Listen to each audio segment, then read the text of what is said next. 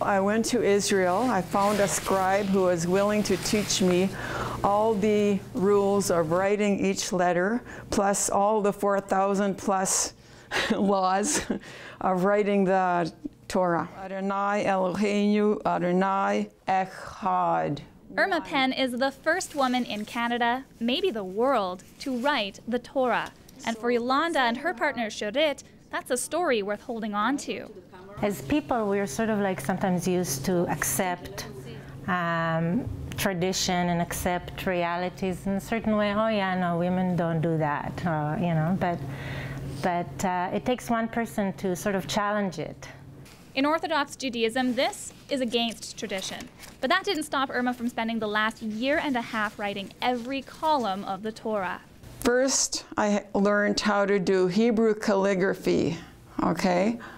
And then, when I thought I was good enough, then I started learning STEM. I had to find someone to teach me. STEM is a holy language used to write just a handful of religious and cultural documents. You have to know the words Shema Yisrael, Adonai Eloheinu, Adonai Echad. You have to know the words and what they mean. Otherwise, it's going to be even harder to write it. The letters are incredibly precise. Each one has to be exactly the same height. After you've cut the parchment from a big sheet, each letter must be measured and spaced in relation to the size of the very pricey parchment. And there's no whiteout. Before you start, you better know what you're doing. So you didn't make a mistake.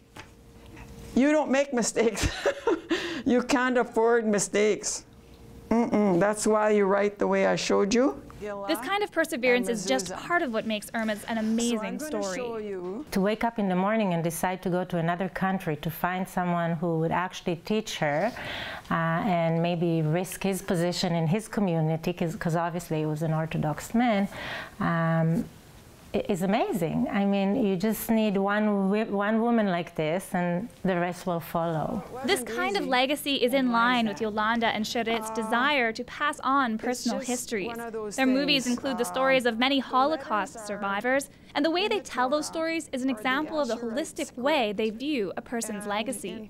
What's interesting, you know, is the story of the Holocaust, but for us, what's interesting really is what came after, what came before, and how they overcame it, and how they really rebuilt their lives, because this is the amazing part. Often when people die, their family histories pass away with them. Yolanda and Shurit want them to recognize how precious those histories can be. Everyone has a story. And sometimes people think, oh, my life is so boring, but it's not.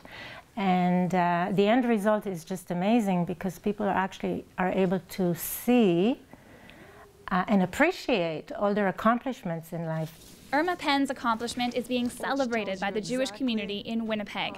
After a year and a half of carefully scripting each letter, she will go down in the books as the first female scribe in Canada to write the Torah. For Shaw TV, I'm Kim Kasher. I'm writing the Torah to seek the holiness of the Torah.